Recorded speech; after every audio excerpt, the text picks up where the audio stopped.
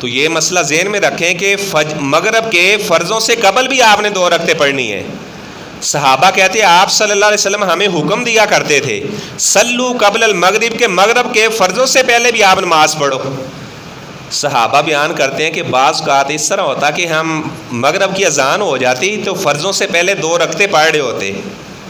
کہتے جو دیہات وغیرہ سے لوگ آتے تو وہ ہم سے پوچھتے، جو وہاں سے گزرے ہوتے نماز پڑھتے تو ہم سے پوچھتے کہ فرض ہو گئے، یہ بعد والی سنتے آپ پڑھ رہے ہیں؟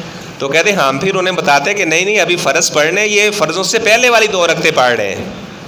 اور ہمارے بعض بھائی کیا کرتے ہیں، وہ کہتے ہیں اذان ختم اور امام مصلی پر بیٹھا، وہ فوراً ہی وہ نماز شروع کر دیتے ہیں.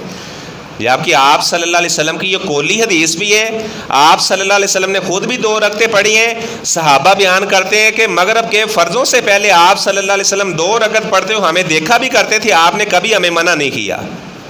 تو یہ سنت ہے مغرب کے فرضوں سے پہلے 2 رکعت پڑھنا. تو حذیفہ فرماتے ہیں آپ صلی اللہ علیہ وسلم نے مغرب کے